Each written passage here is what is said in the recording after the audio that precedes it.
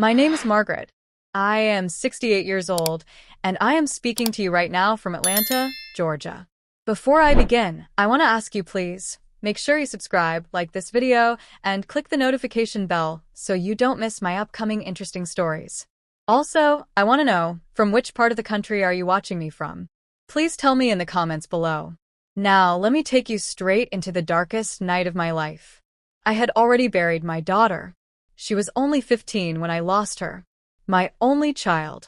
My heart was broken, and every day felt like I was walking in a graveyard. But instead of my husband comforting me, instead of him holding my hand as we mourned together, he turned into a monster. He began to beat me, scream at me, and force himself on me again and again in my weakest moment. One night, when the world was silent and the crickets sang outside our broken window, he climbed on top of me even as I cried and begged him to stop. My tears rolled down my cheeks, but his hands pressed harder against me. And months later, my belly started to grow. I was pregnant, not from love, not from joy, but from abuse. I looked at myself in the mirror one morning, my stomach showing, and I whispered, "I lost my daughter, and now I carry his cruelty inside me." That was the moment I decided I would not stay silent. Something inside me snapped. For the first time, I told myself, "Margaret, you have to fight back." But what I did next almost destroyed me forever. Now let me take you back to the beginning, so you can understand how everything led to this terrible moment. When I was a young woman, I believed in fairy tales. I believed in love. I thought if I worked hard, prayed hard, and obeyed the rules, I would have a happy home. I married my husband, Richard, when I was only 19. He was charming then, tall, handsome, always smiling. He told me he would build me a house with his bare hands if he had to. I thought I had found a man who would protect me forever. For the first few years, things were peaceful. We had our daughter, Lily. Oh, Lily was the sunshine of my life. She had curly brown hair, big blue eyes, and she laughed like the wind chimes on our porch. Every morning she ran to me shouting, "Mama, Mama," and hugged me so tight I felt my heart could burst with love. But the man I thought was my protector slowly changed. He began drinking. At first it was just a little after work, then it was every night, then every morning too. And with the drink came the anger. His voice grew louder, his hand grew heavier, and his smile disappeared. Still, I stayed. I told myself marriage was about sacrifice. I told myself he would change. I told myself Lily needed her father. But one stormy night, everything began to collapse. It was raining hard, thunder shaking the house. Lily was sick with fever, burning hot, crying in my arms. I begged Richard to drive us to the hospital. He was drunk, his eyes red, his shirt open. He shouted at me, "She'll be fine. Kids get sick all the time. Stop nagging me." I screamed back, holding my baby tighter. "She's dying, Richard. She's dying." Instead of listening, he slapped me so hard I fell against the wall. I couldn't drive, we had no neighbors close enough, and the storm had cut the power lines. I sat all night with Lily in my arms, praying, begging God to spare her. But by dawn my baby girl was gone. She died in my arms. I thought losing Lily was the worst thing that could ever happen to me. I thought nothing could hurt more than watching the light leave her eyes. But I was wrong. After the funeral, when I sat alone in her empty room, clutching her favorite doll, Richard came in. He smelled of whiskey. He sat on the bed beside me and whispered, "This is your fault. You killed her." My heart stopped. "No," I cried. "Don't say that. Don't you dare." But he shoved me down, his hands rough, his eyes filled with hate. That was the night the abuse truly began. And from that day on, it never stopped. At first it was words, blame, insults, curses. Then it was fists. And then it became something darker. He no longer saw me as his wife, or even as a woman. He saw me as an object, someone to punish, someone to control. I wanted to run away, but I had no money, no family left, nowhere to go. I told myself I would endure. I told myself maybe if I kept quiet, if I obeyed, he would stop. But silence did not protect me. Silence only gave him power. And then came the night he forced himself on me, the night that would plant a seed inside me I never asked for. I remember staring at the ceiling, the wooden boards above me creaking, while his weight crushed me down. My tears soaked the pillow. I felt like I was already dead. And yet, weeks later, I discovered I was alive enough to carry life again. Pregnant. When I realized, I fell to my knees on the bathroom floor, my hands clutching my belly, shaking. I whispered, "God, why? Why after taking my daughter, would you give me this?" I didn't know if I could love that child. I didn't know if I could even carry it without losing my mind. But what I did know was this: I would not let Richard keep destroying me. Something had to change. And one evening, when he came home drunk again, shouting my name through the house, I stood up from the kitchen table, my fists tight, my voice steady. For the first time in years, I did not hide. I looked him straight in the eyes and said, "Enough." But what happened after I spoke that word turned my life upside down in a way I never imagined. The word slipped out of my mouth like a whisper, but it carried the weight of 1,000 screams. Richard froze in the doorway, the bottle of whiskey dangling from his hand. His eyes narrowed, and for a moment, I thought he hadn't heard me. But he had. His jaw clenched, his knuckles tightened around the bottle, and then he laughed. A slow, bitter laugh that sent chills crawling up my spine. "Enough," he repeated, stepping closer. "You think you get to decide when enough is enough?" My knees trembled, but I stood my ground. For years, I had bent like a reed in the storm. But that night something inside me had hardened into stone. My voice shook, but I did not take my words back. "Yes," I whispered. "I'm done being your punching bag. I'm done being your toy." He stared at me, stunned, like he was looking at a stranger. Then, in one swift motion, he smashed the whiskey bottle against the wall, glass shattering across the floor. I flinched, but didn't run. My heart was beating so loud, I thought it would burst through my chest. He pointed a jagged piece of glass at me and growled, "You forget your place, Margaret. You're nothing without me. Nothing." And then he dropped it, just dropped it, turned his back, and staggered to the couch. Within minutes, he was snoring, the stench of alcohol filling the room. I stood frozen, breathing hard, my body trembling. It was the first time I had ever defied him. I should have felt proud. I should have felt free. But instead, I felt a storm rising inside me. Because I knew he wouldn't forget. And I knew he wouldn't forgive. The next morning, I sat at the kitchen table, staring at the cracks in the linoleum floor. My belly was starting to show now, a small swell under my dress. I touched it, unsure if I was caressing life or death. Richard stumbled into the room, his eyes bloodshot. He didn't say a word. He didn't hit me, didn't curse me. He just poured himself another drink and sat across from me, staring. That silence was worse than all the shouting. It was the silence of a man planning. Days passed like this. No beatings, no insults, just silence. I tried to convince myself that maybe, just maybe, he had finally broken. But deep down I knew better. Richard wasn't finished. He was waiting. In those quiet days, I found small moments of peace. I planted flowers in the yard, even though my hands shook every time I heard his boots on the porch. I sang to my unborn child at night, whispering lullabies I used to sing to Lily. Sometimes I would sit in the rocking chair with Lily's doll in my arms, imagining she was still there, still laughing. But Richard's eyes followed me like a shadow. One night, I woke to the sound of footsteps. He was standing over me, staring down with a look I had never seen before. His face was calm, almost gentle, but his eyes were empty. He leaned down and whispered, "Do you think a baby will save you, Margaret? Do you think anyone will love you after this? You're mine, until the day you die." Then he walked away, leaving me cold and shaking under the covers. I knew then that silence wouldn't save me. Defiance wouldn't save me. Running might be my only chance. The next morning, I went into town while he was passed out drunk. I slipped into the church, hoping the priest might help. Father Thomas was an old man with kind eyes, but when I told him what was happening, he sighed and said, "Marriage is a sacred bond, my child. You must pray for your husband. God can change even the hardest of hearts." I left the church feeling more alone than ever. God had taken my daughter. My husband was destroying me.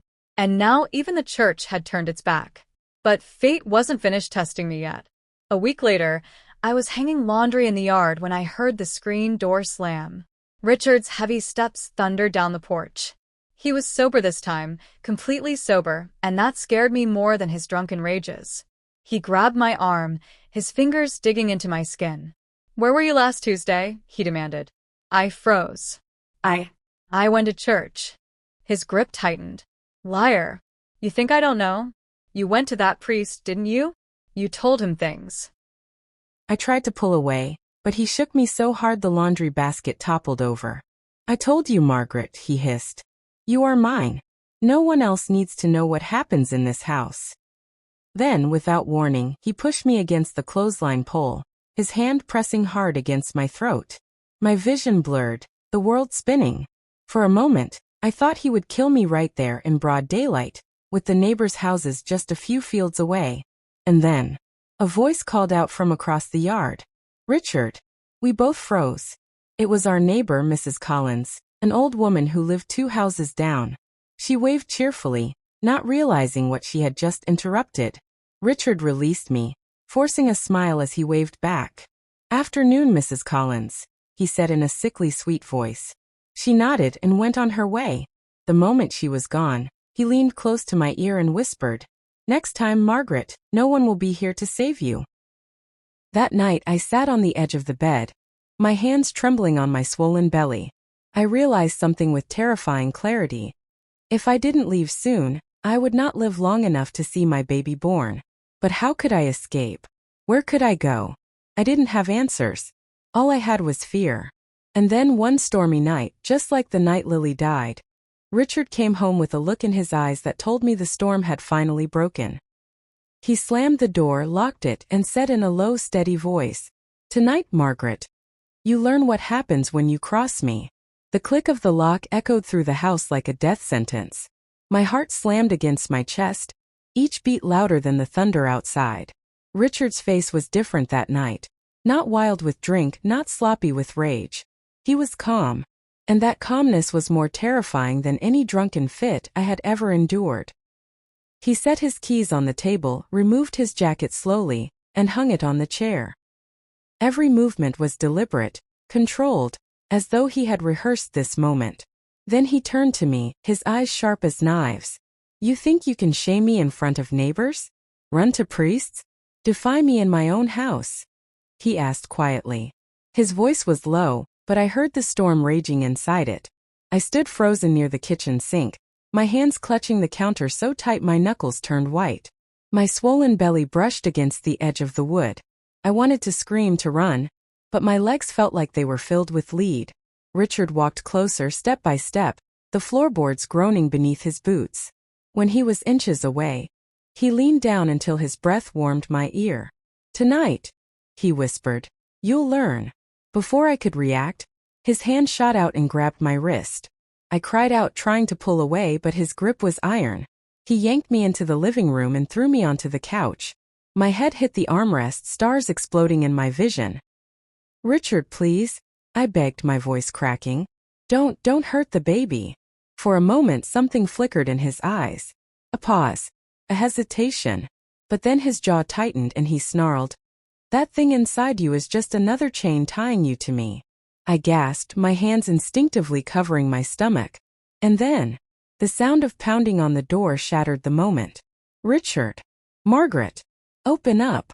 It was Mrs. Collins again. My heart leapt with desperate hope. Richard cursed under his breath, his eyes blazing with fury. He grabbed my chin hard, forcing me to look at him. "Make a sound," he hissed. "And I swear, Margaret, you'll regret it." I nodded quickly, tears streaming down my cheeks.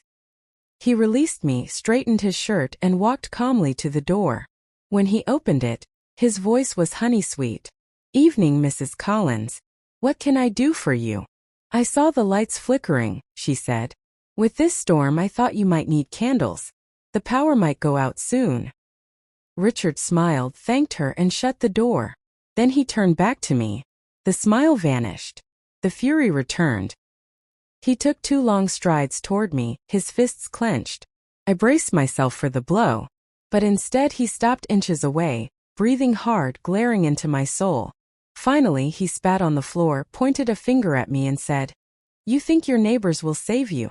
You think God will save you. But nobody's coming, Margaret. You're mine until you rot in the ground." He stormed off into the bedroom, slamming the door so hard the walls rattled. I sat on the couch shaking, my hands clutching my belly, whispering to the life inside me, "Hold on, little one. Hold on." For days after, Richard barely spoke to me. He ate in silence, drank in silence, stared in silence. The house became a prison of quiet rage. Every creak of the floorboards made me jump. Every door slam made me flinch.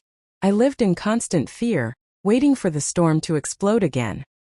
And yet, in that darkness, a tiny seed of courage began to grow. If Mrs. Collins hadn't knocked that night, I don't know what Richard would have done. Maybe she had saved me without even knowing it. Maybe she was a sign. I started to think. Maybe escape wasn't impossible after all.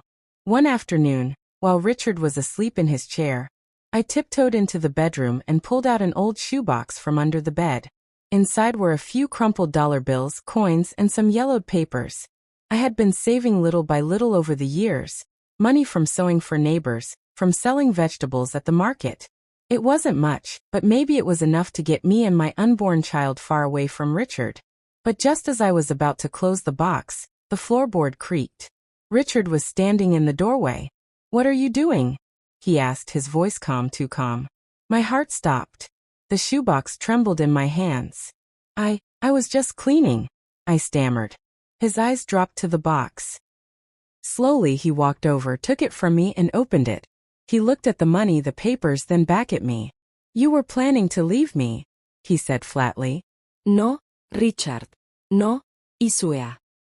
Before I could finish, his hand flew across my face, sending me crashing against the dresser.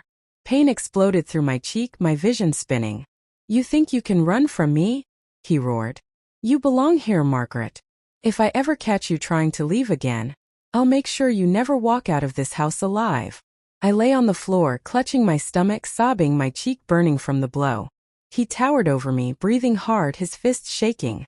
For a moment I thought he would kick me, stomp me, finish me. But instead he dropped the shoebox on the floor, spilling the money across the boards, and walked out, slamming the door behind him. I stayed there for hours, curled on the floor, whispering to my unborn child, "I'm sorry. I'm so sorry." That night, as the moonlight crept through the window, I made a vow. If I didn't fight back, Richard would destroy not just me, but the innocent life growing inside me. I had lost Lily. I could not lose this baby too. I didn't know how yet. I didn't know when. But I knew one thing for certain. The next time Richard tried to break me, I would not stay silent. I would not bow. I would fight. And just when I thought I had time to plan, to gather strength, fate struck faster than I expected. Because 3 nights later, in the dead of night, Richard came into the room holding a knife. The glint of the knife caught the moonlight as Richard stepped into the room. My breath froze in my chest. My hands instinctively shielded my swollen belly, as though my arms could protect the child within me. He didn't stumble this time. He wasn't drunk. His movements were steady, purposeful, deadly. "I warned you, Margaret," he said softly, too softly. "You tried to run. You betrayed me." I shook my head rapidly, tears streaming down my cheeks. "Please, Richard. Please don't hurt me. Don't hurt the baby." He tilted his head, his lips curling into a twisted smile. "That baby is mine. You're mine. Everything you are belongs to me. And if I decide it ends tonight, then it ends." He stepped closer, the knife shining inches from my face. My heart thundered in my ears, drowning out the sound of the storm outside. In that moment I did something I never thought I would do. I fought back. I grabbed the lamp from the nightstand and swung it with all the strength I had left. The lamp smashed against Richard's shoulder, shattering into pieces. He stumbled back, roaring in rage, but I didn't wait. I scrambled off the bed and bolted toward the door. "Margaret!" he bellowed, his footsteps pounding after me. I ran down the hallway, my bare feet slipping on the wooden floor. My chest burned, my belly ached, but I kept going. I reached the front door, fumbling with the lock, my hands shaking so violently I could barely grip it. Then I felt his hand slam into my back. I fell forward, crashing against the door. The knife clattered onto the floor, skidding out of reach. Richard's hands wrapped around my throat, squeezing tight. My vision blurred, my lungs screamed for air. I clawed at his arms, kicking, struggling, the room spinning. And then, a deafening crash shook the house. Lightning struck a tree outside, splitting it in half. The ground trembled, the window shattered, and Richard froze just long enough for me to wrench free. I gasped for air, crawling desperately toward the knife on the floor. My fingers brushed the handle, but Richard's boot came down hard, pinning it in place. "You think you can beat me, Margaret?" he hissed. "You'll never win." He raised his fist, and suddenly, the front door burst open. Margaret! It was Mrs. Collins holding a flashlight, her raincoat dripping. Behind her stood her son, a strong young man with wide eyes. For a moment, all of us froze in shock. Richard's fist hovered in the air, my body crumpled on the floor, the knife trapped beneath his boot. Mrs. Collins gasped. "Oh my God!" Richard snarled, his eyes blazing with fury. "Get out!" he shouted at them. "This is my house. Get out!"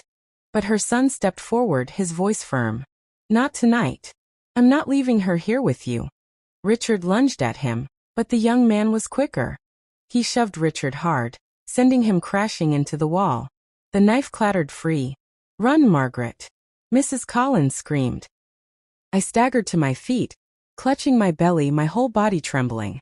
My mind screamed at me to move, to flee, to take this one chance at freedom. But then I looked back.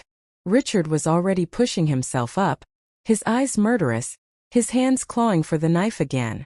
Mrs. Collins stood frozen in fear, her son struggling to hold Richard back. And in that instant I realized I couldn't just run. If I did, Richard would come for me again. He would never stop. This wasn't just about survival anymore. It was about ending the nightmare once and for all. I grabbed the heavy iron poker from the fireplace. My hand shook violently, but I raised it high, every ounce of fear and pain burning into one desperate thought. Fight back.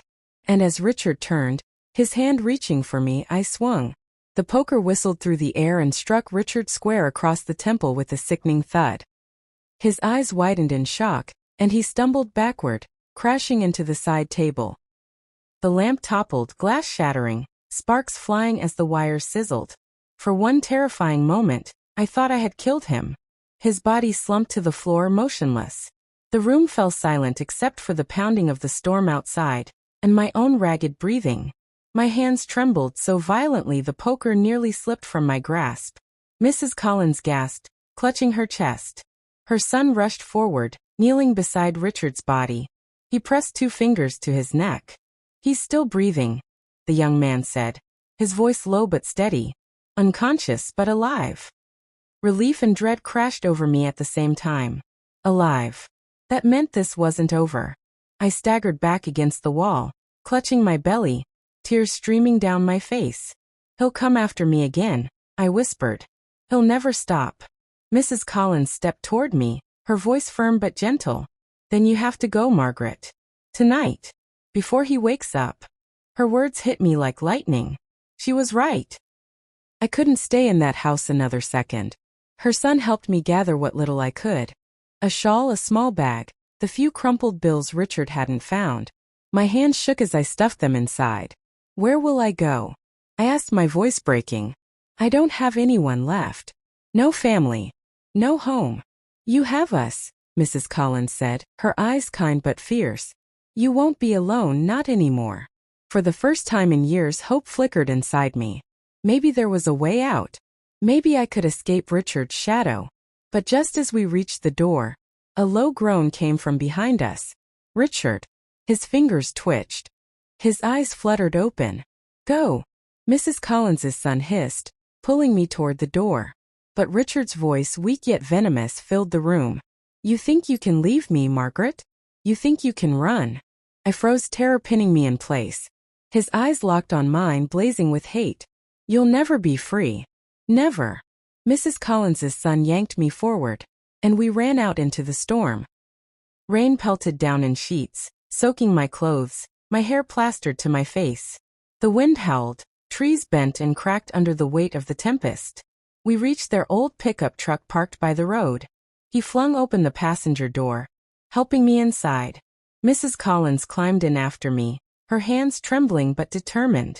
The engine roared to life, headlights cutting through the darkness. We sped away, the house shrinking behind us, but Richard's voice still echoed in my ears. You'll never be free. I clutched my belly, whispering through tears. Hold on, baby. Just hold on. The storm raged around us as we drove through winding country roads, the truck rattling with every gust of wind. Mrs. Collins reached over and held my hand, her grip strong, steady. You're safe now, she said, though her own eyes betrayed the doubt in her words. But deep down I knew the truth. Richard wasn't going to let me go. Not without a fight. We drove for nearly an hour before pulling into Mrs. Collins's farmhouse. It was small, old, but warm and welcoming. She ushered me inside, wrapped me in a blanket, and set a cup of tea in my shaking hands. You can stay here as long as you need, she said firmly. Richard won't come this far in the storm. Her son frowned, pacing near the window. We should call the sheriff. He needs to be locked up for what he did. But Mrs. Collins shook her head. The law won't protect her. You know how this town works. They'll say it's a family matter. They'll tell her to go back. Her words pierced me. She was right. I had seen it before. Neighbors whispering, police looking the other way, the church telling women to pray harder. The world didn't see men like Richard as monsters. They saw them as husbands. I sipped the tea, my hands trembling, and whispered, Then what do I do? How do I stop him? Mrs. Collins looked at me with steady eyes. You do what you should have done long ago, Margaret. You fight. Not just to survive, but to live. Her words lit a fire inside me. For years I had been silent. For years I had endured. But now, with a life growing inside me, I couldn't afford silence anymore. I stayed at her house for several days, resting, gathering strength. The bruises on my face faded to yellow. The swelling on my cheeks slowly eased. For the first time in years, I slept without flinching at every sound. But the peace was short-lived. On the fifth night, as the wind whispered through the trees, a noise echoed outside the farmhouse. A car engine. The crunch of tires on gravel. My blood turned to ice. Mrs. Collins peeked through the curtain, her face draining of color. It's him. Richard. He had found me. The growl of the engine outside made my heart slam against my ribs. I clutched the armrest of the old chair so tightly that my nails dug into the worn fabric. Mrs. Collins's son, David, grabbed the shotgun from behind the door, his jaw tight. Stay here, he whispered. Don't move. I wanted to protest, to scream, but the words wouldn't come. My throat felt locked shut. Through the window, I saw the familiar shape of Richard's truck, its headlights glaring like the eyes of a beast. He stepped out slowly, calmly, as if he had all the time in the world. His shirt was dirty, his hair disheveled, but his stride was steady. And in his hand, he carried an axe. Oh my God, Mrs. Collins gasped, covering her mouth. Richard walked up the gravel path, rain dripping from his shoulders, the axe glinting in the moonlight. His face was unreadable. Not rage, not drunkenness, just cold determination. David cocked the shotgun, his voice steady but low. If he steps 1 foot inside this house, I'll drop him. I shook my head wildly, tears streaming down my face. No. He'll kill you. You don't understand, he never stops. But it was too late. Richard reached the porch and pounded on the door with his free hand. Margaret, he shouted, his voice cutting through the night. You think you can hide from me? You think this old hag and her boy can protect you? The door rattled under his fists. Open this door or I'll chop it down. Mrs. Collins gripped my hand, whispering, Stay calm, Margaret. Stay calm. But I wasn't calm. My whole body shook. The baby kicked inside me, as if sensing the danger, as if begging me to fight. Richard slammed the axe against the doorframe. Wood splintered, dust falling to the floor. David raised the shotgun, aiming squarely at the door. His voice was firm, loud enough for Richard to hear. You take one more swing at that door, and I swear you won't get up again. There was silence. Heavy, suffocating silence. Then Richard's laugh echoed through the storm. Low at first, then louder until it filled the night. You think you scare me, boy? You think a little gun will stop me? He slammed the axe against the door again, harder this time. The frame cracked. David's finger twitched on the trigger, sweat glistening on his brow. I said stop. But Richard didn't stop. He raised the axe high, ready to bring it down. And the shotgun fired. The blast rang through the farmhouse, deafening, shaking the walls. I screamed, covering my ears. Mrs. Collins gasped, her body trembling. When the smoke cleared, Richard was on the porch, the axe lying beside him. Blood seeped through his shoulder. His shirt torn open where the pellets had struck. But he wasn't down. He wasn't finished. With a guttural roar, he grabbed the axe again, dragging himself up, his face twisted in fury. You'll pay for that, he shouted. All of you. David pumped the shotgun, ready to fire again, but Richard was faster. He hurled the axe straight at the window. Glass exploded inward, shards scattering across the floor. I screamed as one piece sliced my arm, blood trickling down. Richard's voice roared through the shattered window. I'll burn this house to the ground with all of you in it. Before anyone could move, he stumbled back toward his truck, fumbling with something in the bed. My eyes widened in horror. It wasn't just an axe this time. It was a red canister. Gasoline. The red canister gleamed under the moonlight. And in that instant, I knew Richard was no longer just a violent husband. He was a man ready to destroy everything, even if it meant killing us all. He staggered toward the porch, blood dripping from his wounded shoulder, his grip tight on the canister. His voice thundered through the storm. You think you can take my wife from me? You think you can hide her in your filthy old house? I'll burn you alive, every last one of you. My heart pounded so loud I could barely hear the storm outside. I clutched my belly, whispering through choked sobs. Please God, not the baby, not the baby. David stood firm with the shotgun aimed through the broken window. Put it down, Richard. You've lost your mind. But Richard only laughed, a wild, hollow laugh that made my blood run cold. He staggered up the steps and sloshed gasoline across the porch, the pungent smell filling the night air. The liquid dripped down the wooden boards like poison. David, Mrs. Collins whispered urgently, clutching his arm. He's going to light it. He's going to kill us all. David's jaw tightened. He shifted his aim, lining the shotgun with Richard's chest. But his hands trembled. If I shoot him now, it's murder, he whispered. I stared at Richard through the shattered glass, my fear turning into fire. If you don't stop him, it's not just murder, it's all of us in the grave. Richard twisted off the cap of the canister, gasoline spilling across the porch steps. He reached into his pocket and pulled out a box of matches. He held it up with a grin, his eyes gleaming with madness. Say goodbye, Margaret, he sneered. Say goodbye to your new friends. No, I screamed, rushing forward. Before David could stop me, I grabbed the iron poker again from the fireplace. My whole body shook, but I held it like a weapon. Richard struck a match, the tiny flame glowing in the stormy night. The porch hissed with the smell of gasoline. Without thinking, I shoved the poker through the shattered window. It struck his wrist, the match tumbling into the wet dirt below and sputtering out. Damn you, Richard roared, stumbling back, clutching his hand. His eyes met mine, and for a brief second, I saw the man I had married. The man who once promised me love, safety, a home. But then it was gone, replaced with pure, burning hatred. He reached for another match. David didn't hesitate this time. The shotgun roared again, the blast tearing into Richard's leg. He screamed in agony, dropping both the canister and the matches. The gasoline spilled across the porch, but the fire never came. Richard collapsed to the ground, writhing, clutching his bleeding leg. For a moment, the night was silent except for the rain and his screams.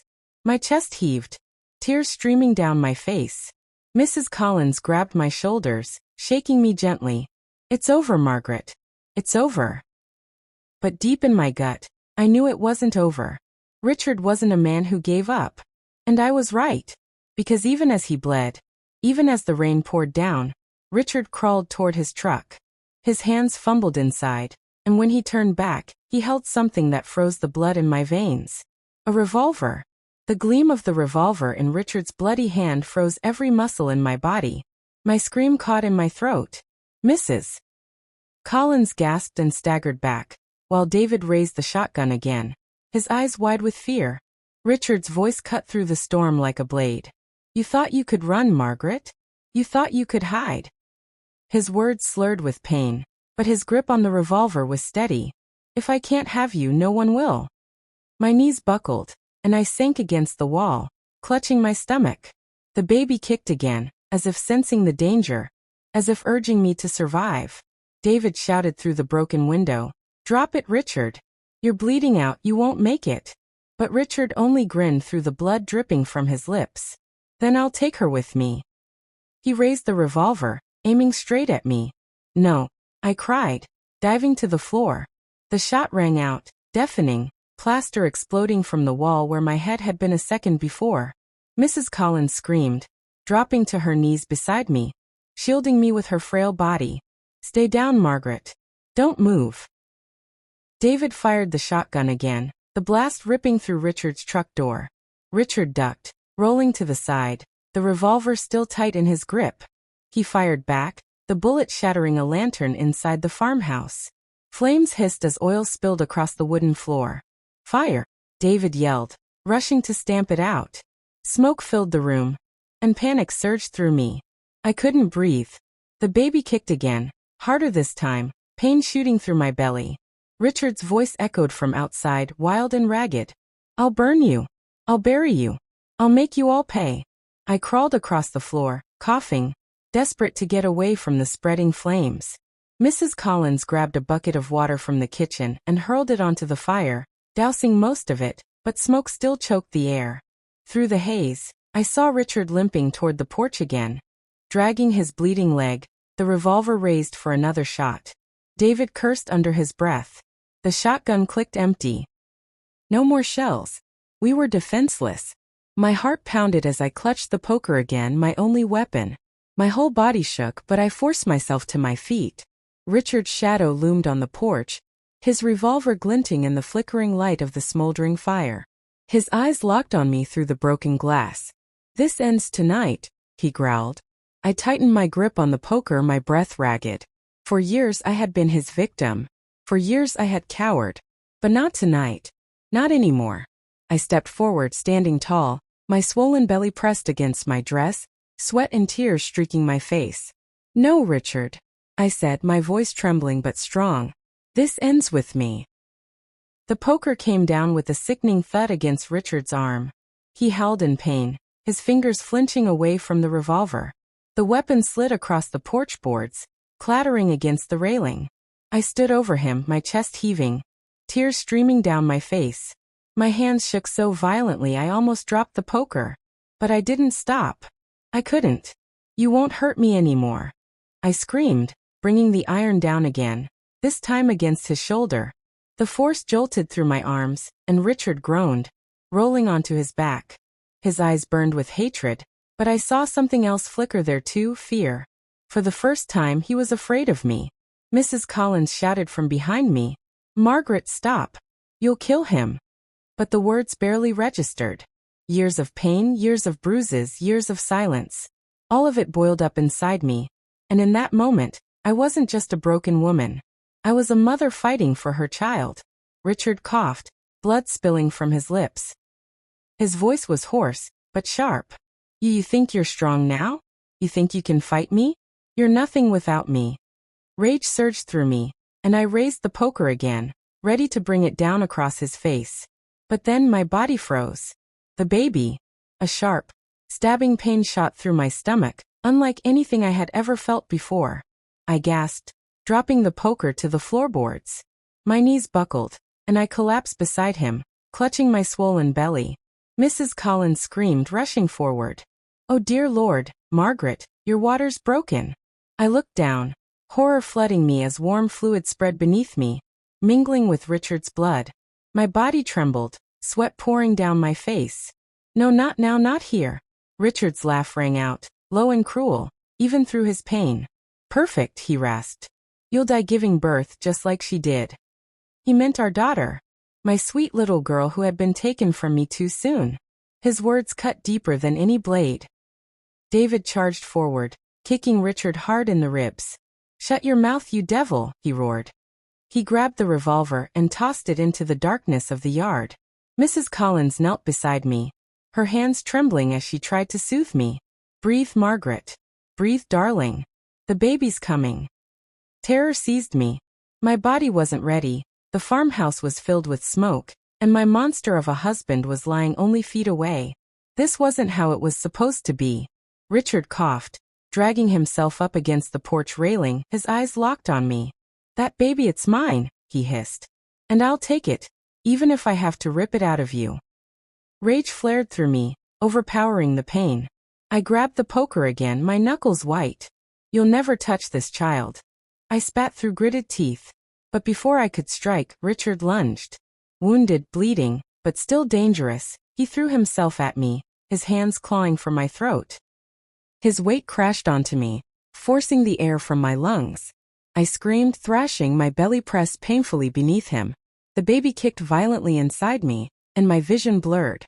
Get off her! David bellowed, swinging the cattle prod. Sparks flew as it struck Richard's back. Richard convulsed, his body jerking violently, but his grip on my throat didn't loosen. I clawed at his face, my nails drawing blood, my vision fading as blackness crept at the edges. Mrs. Collins cried out, David, he's killing her. Richard's spit hit my face as he growled, You'll die with me, Margaret. You and that cursed baby. Summoning every last ounce of strength, I shoved the poker upward, ramming the iron tip into his stomach. Richard gasped, his grip faltering. David struck again with the cattle prod, and this time Richard screamed, collapsing sideways onto the porch. I rolled away, coughing, clutching my belly. Tears blurred my vision.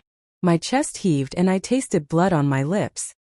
Richard lay twitching, groaning in pain, but his hand still reached out, clawing toward me. His voice cracked, but his hatred remained. I'll never let you go. David raised the cattle prod for one final blow, his face grim. Then this ends now. But before he could strike, a sudden sound split the night sirens. Flashing red and blue lights tore through the darkness as police cars screeched up the gravel path. Mrs. Collins gasped, clutching my hand. Oh, thank the Lord, they're here. Richard's eyes widened, panic flooding his face. Even broken, bleeding and burned, he still tried to rise, dragging himself toward the steps. And that's when I felt it, another contraction, sharper, stronger. My scream pierced the night as I clutched my belly, collapsing fully onto the porch. The baby was coming, and Richard was still alive. The wail of sirens grew louder, the flashing red and blue lights painting the farmhouse walls in streaks of color. Relief should have flooded me, but instead terror clenched my heart tighter. Because Richard was still moving, bleeding, twitching, but unrelenting. He dragged himself across the porch like a wounded animal. His hands scraped against the boards, his eyes blazing with that same hatred I had lived under for years.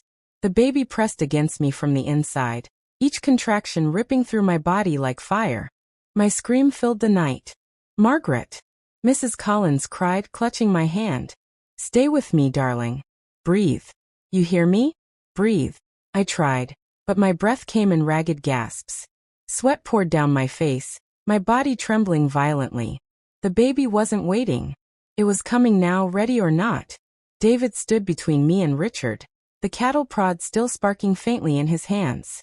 His voice shook, but his stance was firm. You're not touching her again, Richard. Not now. Not ever.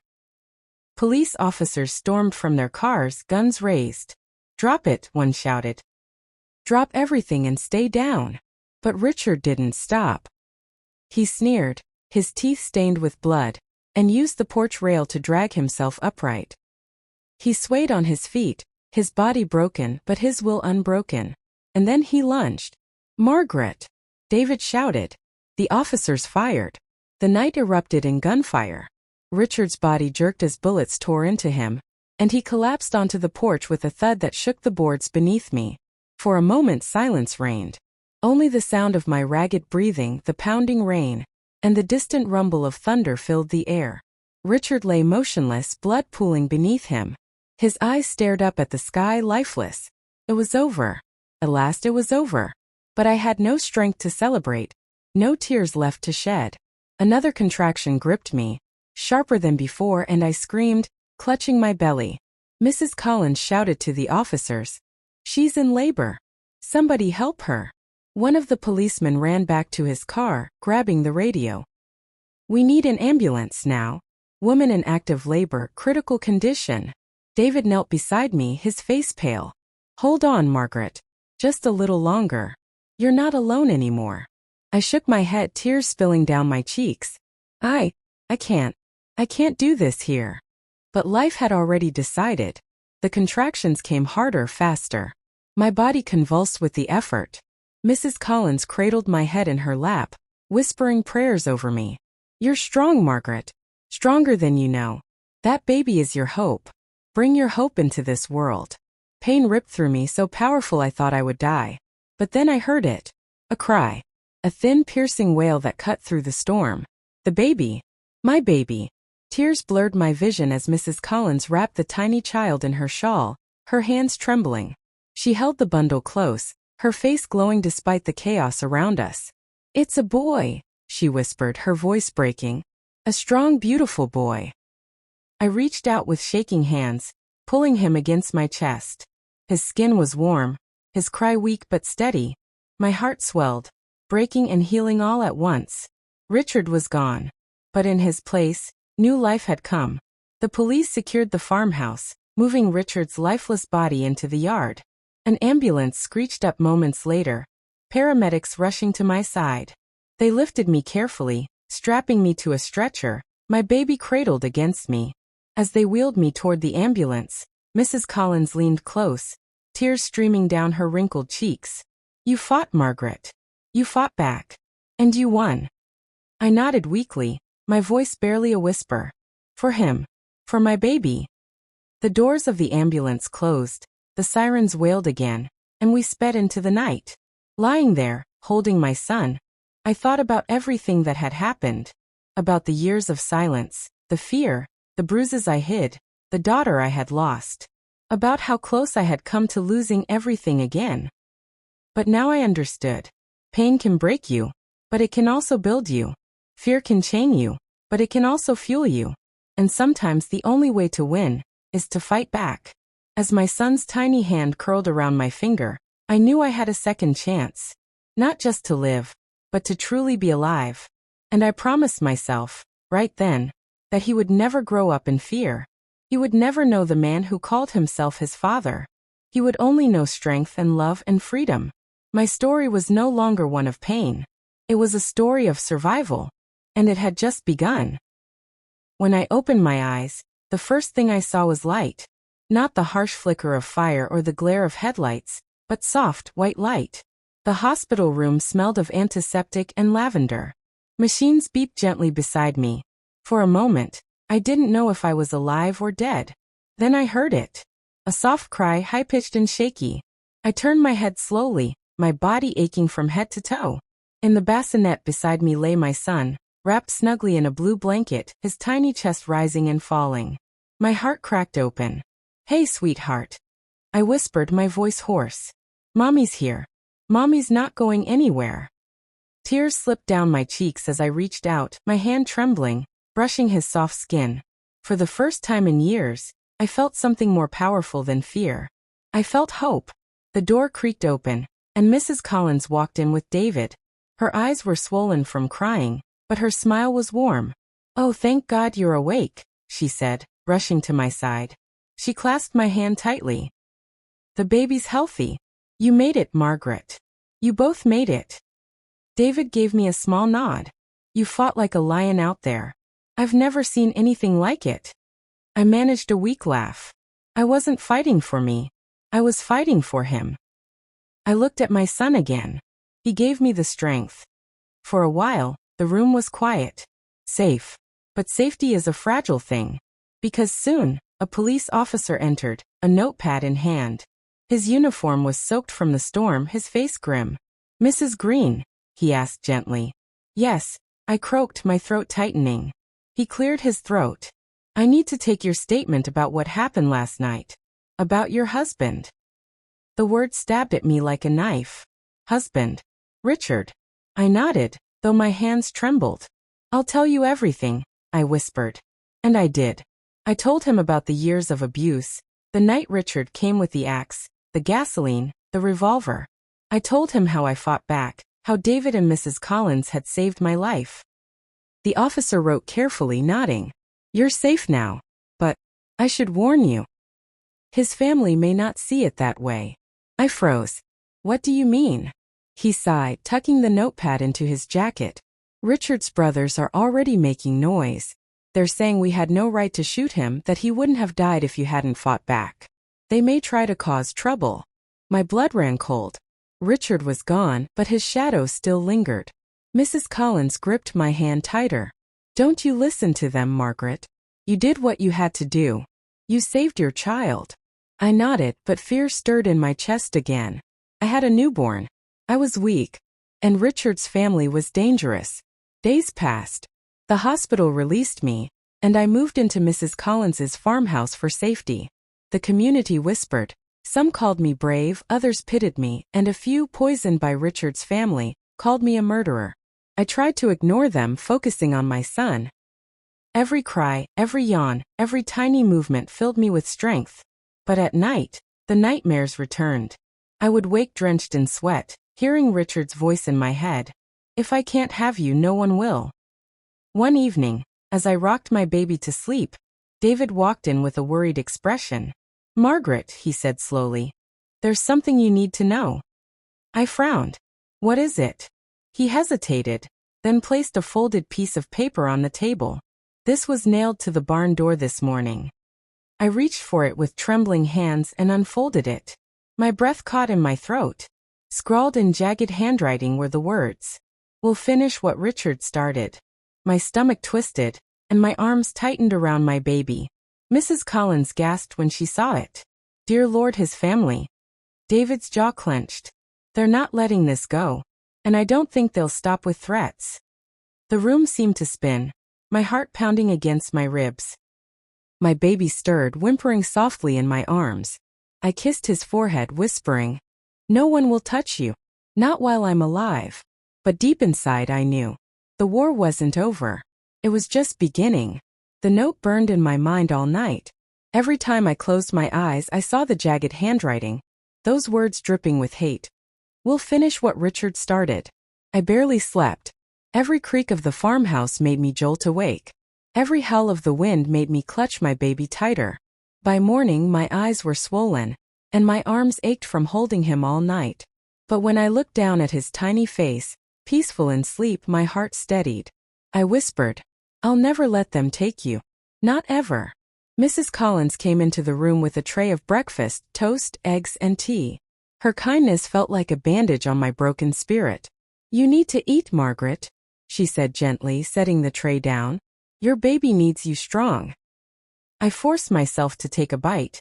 Even though my stomach was tight with fear, David came in not long after, his expression dark. I spoke to Sheriff Jones this morning, he said. He knows about the note, but he says without proof of who left it, there's nothing they can do. They'll patrol the area more, but his voice trailed off.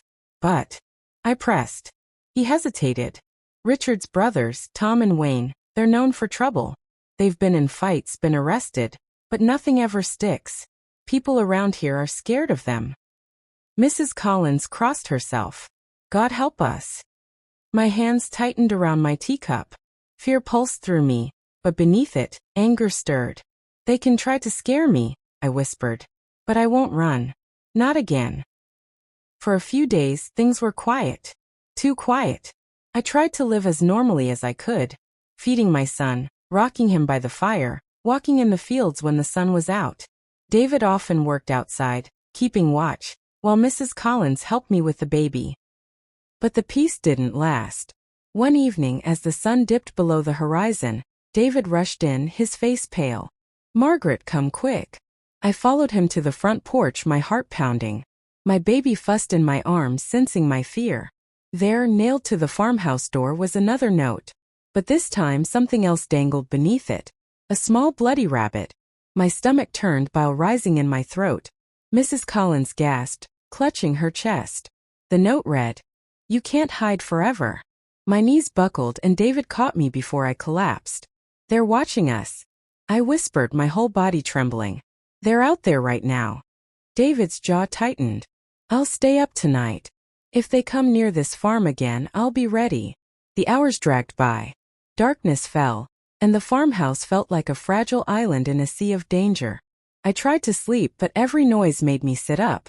Near midnight I heard it. Footsteps. Crunching in the gravel outside. My blood froze. I crept to the window, heart hammering, and pulled the curtain just slightly. The moonlight revealed two shadowy figures near the barn. Richard's brothers. One of them carried a jug gasoline. My breath hitched, and I nearly dropped the baby. They weren't just here to scare us. They were here to burn us alive. I backed away from the window, my voice trembling. "David, they're here." He grabbed the shotgun from the wall, loading it quickly. "Get back, Margaret. Take the baby to the cellar. Now." I clutched my son to my chest, my legs trembling as I stumbled toward the cellar door. But before I could reach it, a voice rang out across the night. "Come out, Margaret," one of the brothers shouted. "You killed our blood. Now we'll kill yours." Glass shattered, the sound of a bottle breaking, flames leaping outside the barn. They had lit a Molotov. The barn was on fire. The crackle of flames grew louder as smoke filled the air. My baby wailed in terror, and I pressed him close, whispering frantically, "Shoo, it's okay, Mommy's here, Mommy's here." David cocked the shotgun, stepping onto the porch. "Leave now, or you won't leave at all," he shouted. But the brothers only laughed, their shadows flickering against the fire. "You can't protect her forever, boy. We'll take her when you sleep." And then suddenly a gunshot rang out. But it wasn't David who fired. The bullet ripped through the porch railing inches from his leg. Sparks flew, wood splintering. They had guns. The gunshot echoed through the night, and the splinters from the porch railing sprayed across David's boots. My baby screamed in my arms, his tiny body trembling against my chest. David ducked low, his shotgun raised, eyes locked on the shadows flickering near the burning barn. Smoke curled into the air, orange flames licking the night sky. "Stay inside," he barked. "Get to the cellar now, Margaret." But my legs wouldn't move. Terror rooted me to the spot. All I could do was clutch my son tighter, whispering through tears, "Please God, not again. Don't let them take him." Another shot rang out, this time shattering the farmhouse window near the kitchen. Glass rained onto the floor. Mrs. Collins screamed and pulled me back behind the wall. "They mean to kill us all," she cried, her voice breaking. David fired into the darkness. The shotgun's roar momentarily silencing the night. Sparks burst from the barn roof as one of the brothers ducked behind a wagon. Their laughter carried through the smoke. "You think you can stop us, boy? We'll gut you like a pig." The fire roared louder, the barn collapsing in on itself, sparks raining down onto the fields. The smell of burning hay and wood filled the air. My baby wailed, choking on the smoke. I fell to my knees, rocking him, my voice cracking. "Please hush, sweetheart. Mommy's here. I won't let them hurt you." David gritted his teeth, reloading quickly. "They're trying to flush us out. If the fire spreads, we'll have no choice but to run." Mrs. Collins's face went pale. "But if we run, they'll pick us off one by one." The truth of her words sank into my chest like ice. We were trapped. Another shot tore through the farmhouse door, the wood splintering inches from where I knelt. My scream tore from my throat, and I curled protectively over my baby. David cursed under his breath. "That's it. I'm ending this." Before I could stop him, he charged out onto the porch, shotgun raised. David, no. I screamed, my heart lurching. Gunfire erupted again, bullets slicing through the night. I pressed my face against my baby's hair, sobbing, listening to the terrifying exchange of shots. Then silence. The world seemed to stop.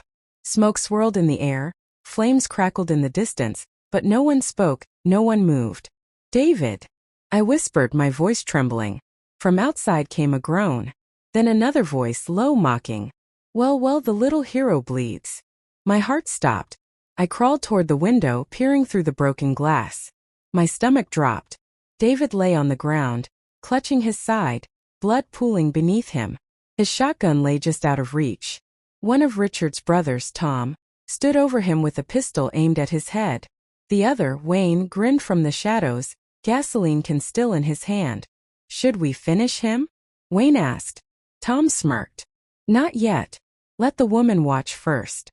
Let her see what happens to anyone who crosses the Green family. My blood ran cold. Every muscle in my body screamed to move, to do something, but I was frozen. Mrs. Collins clutched my arm, her nails digging into my skin, whispering frantically, "Don't go out there, Margaret. They'll kill you too." But my heart thundered with rage. They wanted me broken. They wanted me silent. Just like Richard had. I looked down at my baby, his tiny fist gripping my dress, and something inside me snapped. I would not lose David. I would not let these men destroy us. Slowly, I picked up the iron poker from beside the fireplace, the same weapon I had used against Richard. My hands trembled, but my grip tightened. Mrs. Collins gasped, shaking her head. "Margaret, no, you'll get yourself killed." I kissed my baby's forehead, tears streaming down my cheeks. "If I don't, we'll all die anyway."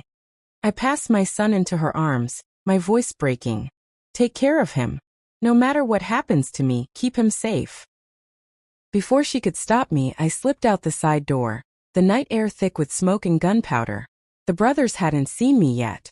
Tom still stood over David, his pistol pressed against his forehead. David's face twisted in pain, but his eyes, when they met mine, pleaded. "Say goodbye, boy," Tom sneered. And just as he cocked the hammer, I let out a scream that ripped through the night, raising the iron poker high. My scream tore through the night like thunder. The iron poker felt heavy in my hands, but the fire in my chest burned hotter than fear. Tom's head snapped toward me, surprise flashing in his eyes. His pistol jerked away from David just for a second, but a second was all I needed. I swung the poker with all the strength my body could summon. The iron connected with his wrist, and the gun flew from his hand, clattering across the dirt. He roared in pain. "You witch!" David used the moment to roll away, clutching his bleeding side. Wayne lunged forward, dropping the gasoline can and pulling a knife from his belt. His grin was wild, his eyes crazed. "You should have stayed in the house, Margaret," he hissed. "Now we'll gut you first." Fear surged, but I stood my ground, gripping the poker so tightly my knuckles turned white. Tom charged at me, his face twisted with rage. I swung again, catching him in the shoulder, but he was stronger. He grabbed the poker with his other hand and yanked, throwing me off balance. I stumbled, the ground hard beneath my knees. He loomed over me, spitting curses. "You think you're brave? You're nothing. Just like Richard said, you'll always be nothing." Something inside me snapped at his words. All the years of Richard's abuse, all the nights of fear, all the tears I had swallowed, they exploded into raw fury. With a scream I lunged forward, biting Tom's hand as he tried to wrestle the poker from me. He howled, releasing his grip. I snatched the weapon back and swung upward with all my strength. The iron cracked against his jaw. He staggered backward, blood spraying from his mouth. But before I could strike again, Wayne rushed at me with the knife. His blade glinted in the firelight, slashing down toward my chest. I twisted away just in time, the blade grazing my arm. Pain seared through me, but I didn't stop. I jabbed the poker into his stomach. He doubled over, wheezing, but then slashed again, cutting across my sleeve. Behind us, David groaned, trying to crawl toward his shotgun. His voice was weak but urgent. "Margaret, don't let them win." The flames from the barn roared louder, casting everything in a hellish glow. Smoke stung my eyes, my lungs burning with each breath. Tom wiped blood from his mouth, his face twisted with hate. "You're dead, Margaret. Dead." He lunged again, tackling me to the ground. The poker slipped from my hand as we rolled across the dirt. His hands wrapped around my throat, squeezing hard. My vision blurred. The world dimmed. My baby's cries echoed faintly in the distance, fading into the roar of fire. No, not like this. With the last ounce of strength I had, I reached down, fumbling blindly until my fingers brushed something sharp. Wayne's knife dropped in the struggle. I gripped it tight and drove it upward. Tom's scream split the night as the blade sank into his side. His grip on my throat loosened, and I shoved him off with a desperate cry. He collapsed beside me, clutching the wound, his face pale. Wayne's eyes went wide with rage. "You!" he bellowed, rushing toward me again. But before he could reach me, a deafening blast echoed. David had the shotgun. The bullet tore through Wayne's shoulder, sending him spinning to the ground. He howled in agony, blood soaking his shirt. For a moment silence fell. The barn crackled, collapsing into embers. The smell of blood and smoke hung heavy in the air. I crawled to David, grabbing his hand. "Hold on. Please hold on," I whispered through sobs. His face was pale, slick with sweat. He tried to smile. "Told you not to let them win." But the danger wasn't over. Wayne, groaning and bleeding, dragged himself toward the pistol Tom had dropped earlier. His hand stretched, inch by inch, fingers brushing the weapon. And I realized in horror, he was still strong enough to fire. My baby's cries pierced the night again, sharp and desperate. I turned, my heart seizing. Mrs. Collins stood in the doorway, clutching my son, her eyes wide with terror. She hadn't realized Wayne was still alive. Wayne's hand closed around the pistol. He lifted it, aiming straight at the farmhouse door, straight at my baby.